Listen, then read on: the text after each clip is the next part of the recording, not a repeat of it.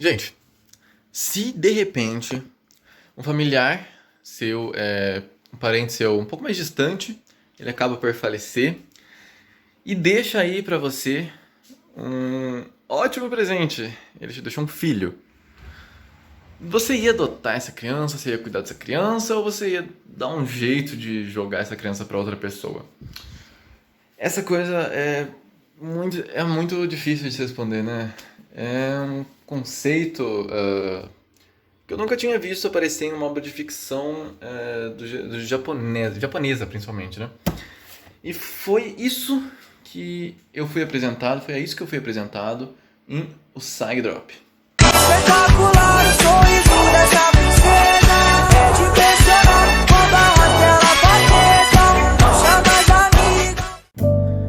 Bom, sobre o mangá agora, Sag Drop, cara, esse mangá é ótimo, nossa, eu adoro mesmo Sag Drop.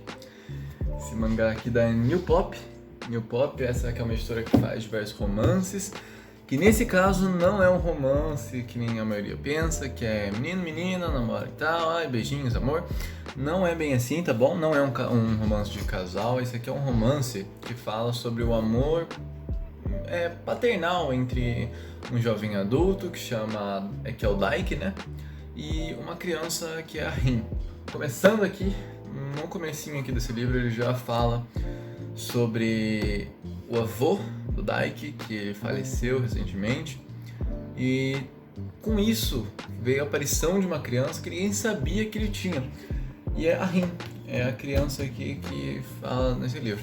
A Rin é uma filha que a família não conhecia, ela era mantida escondida da família e ninguém queria cuidar dessa criança. E assim esse jovem adulto solteirão que está acostumado a morar sozinho decide ficar com a Rin porque ninguém mais iria cuidar dela, assim como ele poderia cuidar dela, né? Todos iam cuidar dela meio com deboche ou com desgosto. Então ele resolveu ele mesmo cuidar da criança para que ela não tivesse um passado traumático, um tempo sofrido, né? Ele pelo menos pensou que ia ser por um curto período de tempo até achar outra casa ou achar a mãe dela, mas ele acaba ficando com a Rin por um bom tempo e ele se torna o pai pra Rin, né? Bom, nesse primeiro capítulo especificamente, nós temos a apresentação da Rin.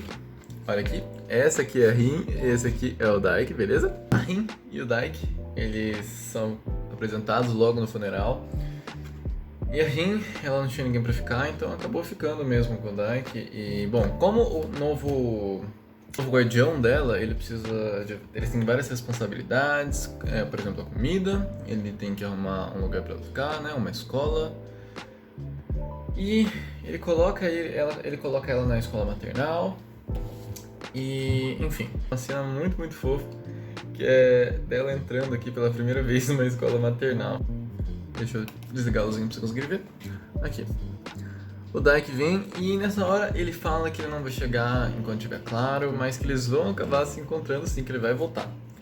Esse aqui daí, ó, é a cena deles fazendo esse juramento aqui, né? Que fala que ele vai voltar, sim, e que ele vem buscar ela. Isso é muito bonitinho da parte dos dois aqui, né, na verdade. Eu achei muito legal isso aqui, esse relacionamento. E com o tempo quando ele foi cuidando da Rin, ele foi descobrindo os gostos da Rin, o que ela gostava, o que não gostava. Ele percebeu que a Rin era uma garota muito inteligente para a idade dela, ela sabia já ler e tudo mais, ela desenhava, ela gostava de coisinhas miúdas, sabe aqueles bonequinhos, aqueles bichinhos pequenininhos, apertadinhos, geralmente animais. Ela gostava dessas coisinhas mais miudinhas, coisinhas bonitinhas. E ela também gostava de livros ilustrados que tinham essas coisinhas miúdas. Era uma coisa que ela gostava bastante, que o Daiki vinha percebendo isso. Junto com o fator dela ser inteligente, ela também tinha muito gosto pessoal, digamos assim, por si própria. Por exemplo, ela ficou muito envergonhada uma vez que ela fez xixi na cama, ela estava dormindo junto com o Daiki e ela fez xixi na cama.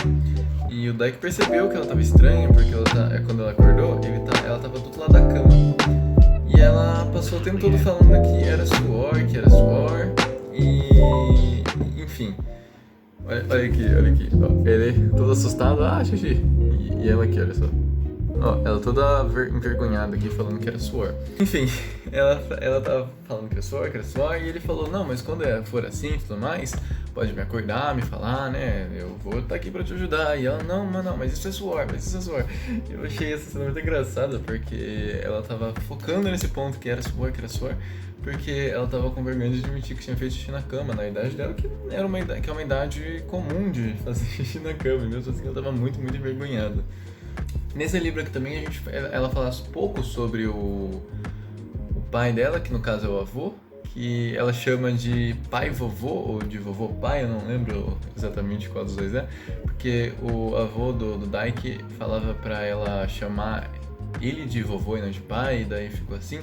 Eu não sei exatamente porquê, talvez seja algo cultural, é ignorância da minha parte, eu acho.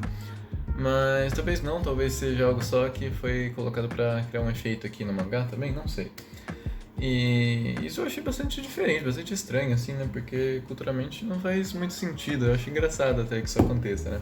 Enfim, continuando aqui também, além dessa relação aí de falar sobre o pai e o vovô, ela começou a se abrir um pouco mais pro Daiki. E começou a mostrar que estava triste porque ela se sentia abandonada, que a mãe dela tinha abandonado ela e que também o pai, o papai e vovô, abandonou ela agora nesse momento também, que ninguém gostava e ninguém queria dela, e ela começou a se mostrar triste por conta disso, e o Daiki mostrou que não, que ele gostava dela, que ele queria ela.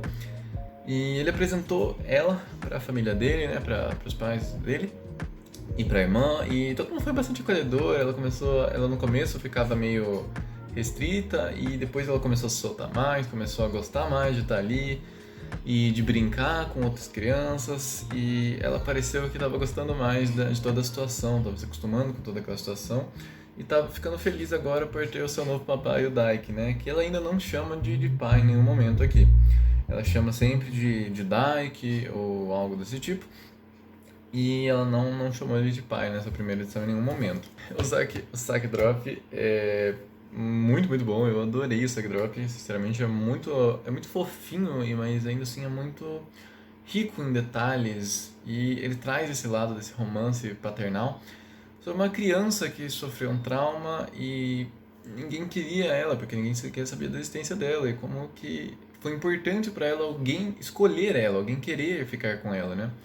Mostrar essa evolução de como teve importância na vida e na evolução dela, alguém querer ela, né? Bom, eu gostei muito desse mangá, e caso vocês queiram a primeira edição, eu vou deixar um link aqui na descrição, para caso vocês queiram acessar aí a primeira edição e comprar, pegar uma para vocês. Eu vou ficando por aqui, e até o próximo vídeo. Falou!